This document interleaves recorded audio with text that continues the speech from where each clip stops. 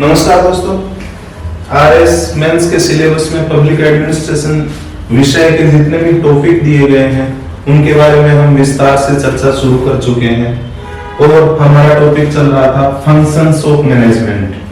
प्रबंधन क्या काम करता है? एडमिनिस्ट्रेशन गोल, एम या पर्पस डिसाइड करता है।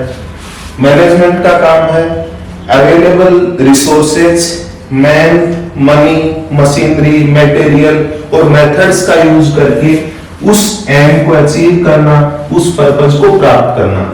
इस पर्पस को प्राप्त करने के लिए प्रबंधन बहुत सारी गतिविधियां करता है, बहुत सारे काम करता है। उनमें से जो फंडामेंटल फंक्शंस हैं उनको हम जानने समझने की कोशिश कर रहे हैं। अब तक हम समझ चुके हैं प्लानिंग क्या है, ऑर्गेनाइजिंग क्या है और स्टाफिंग क्या है।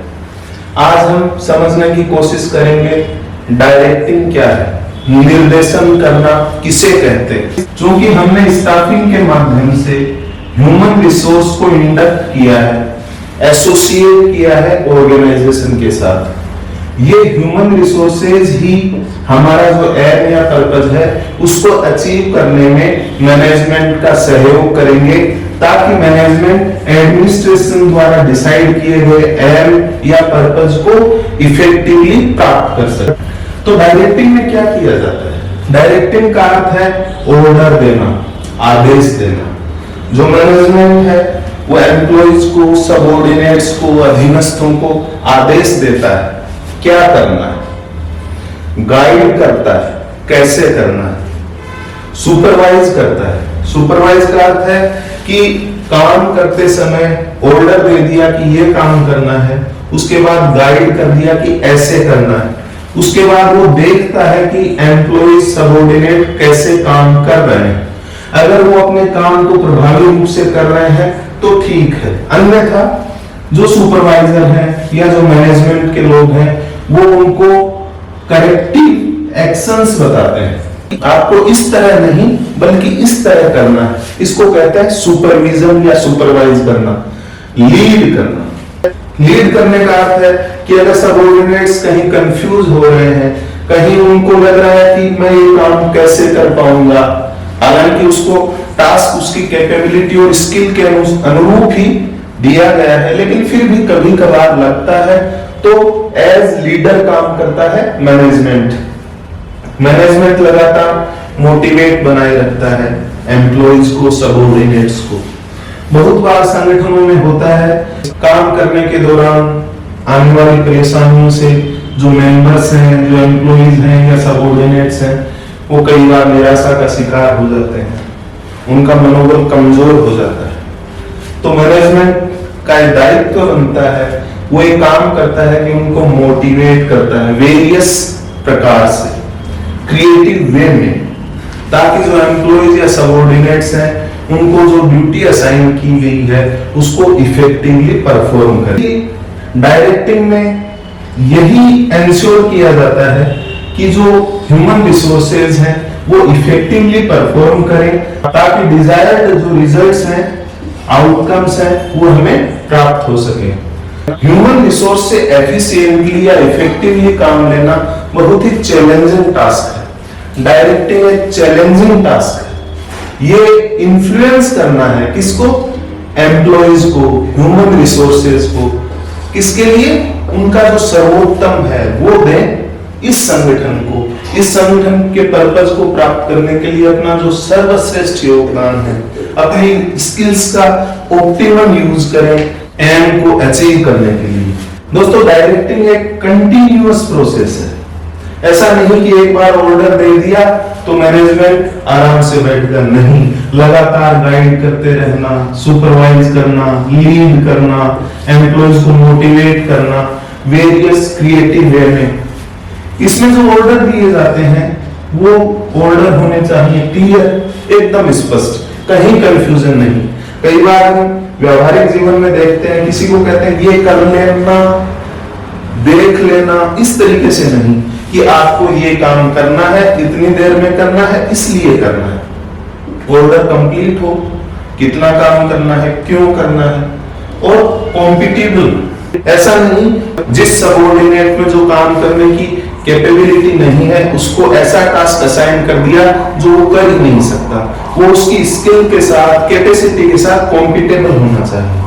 सुपरविजन पॉजिटिव होना चाहिए।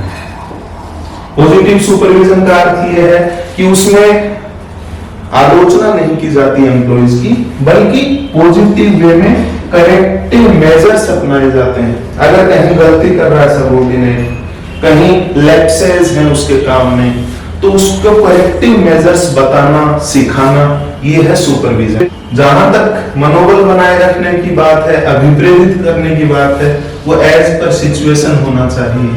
जहां मानव के साथ व्यवहार की बात है, हर सिचुएशन में उसके साथ अलग तरीके से आपको बिहेव करना पड़ेगा, उसको इन्वॉल्व करना पड़ेगा, ऑर्गेनाइजेशन के साथ एसोसिएट करना पड़ेगा, उसे पर्पस के साथ पैशनेट करना होगा और ये सिचुएशन के अनुरूप करना होगा।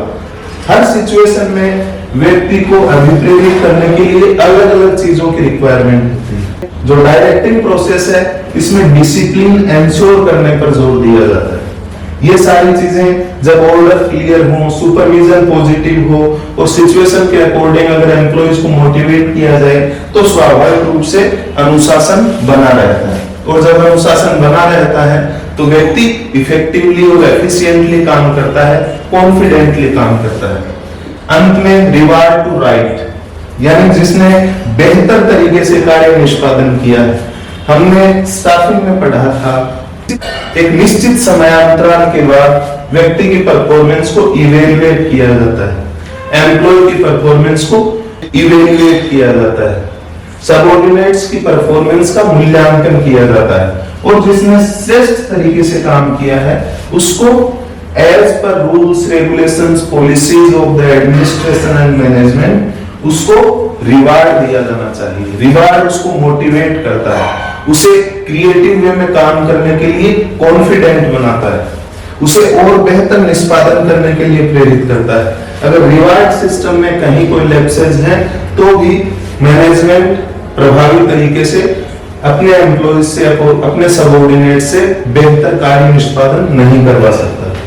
दोस्तों अगर फीचर्स की बात करें किसके, डायरेक्टिंग के, तो एक डायनेमिक प्रोसेस है, स्टैटिक प्रोसेस नहीं है, ये निरंतर चलने वाली गतिविधि है। जब काम शुरू होता है और जब काम समाप्त होता है ये पूरे दिन भर चलने वाली गतिविधि है।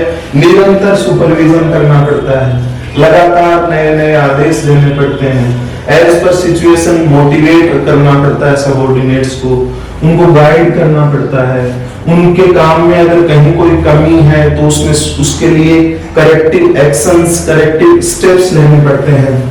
डायरेक्टिंग एक क्रिएटिव फंक्शन, इसमें मैनेजमेंट वेरियस प्रकार की क्रिएटिव आइडियाज निकालता है, क्रिएटिव थॉट्स अपनाता है।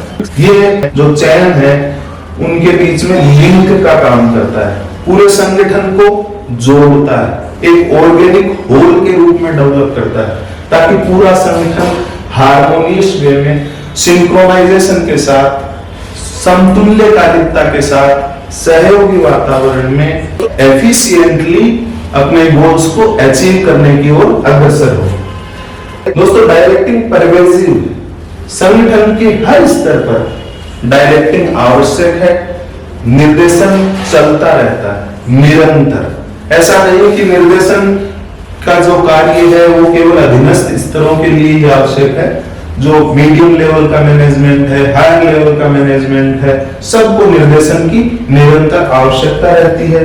दोस्तों निर्देशन में ह्यूमन फैक्टर है, ये व्यक्तियों को प्रेरित करने का कार्य है, लोगों को गाइड करने का काम है, लोगों को सुपरवाइज करने का काम है, लोगों को मोटिवेट करने और लीड करने का काम है। डायरेक्टिंग में लोगों को आदेश दिए जाते हैं, यहाँ मशीनरी का रोल नहीं। इसलिए जहां ह्यूमन फैक्टर है वहां बहुत ही क्रिएटिव वे में काम करना पड़ता है। दोस्तों डायरेक्टिंग सुनिश्चित करता है हार्मनी, संगठन में सौहार्द सुनिश्चित करता है और सहयोग बनाए रखता है। इसी सौहार्द और सहयोग के माध्यम से संगठन अपने स्टाफ का एफिशिएंट यूटिलाइजेशन करते हुए अपने गोल को इफेक्टिवली अचीव करता है।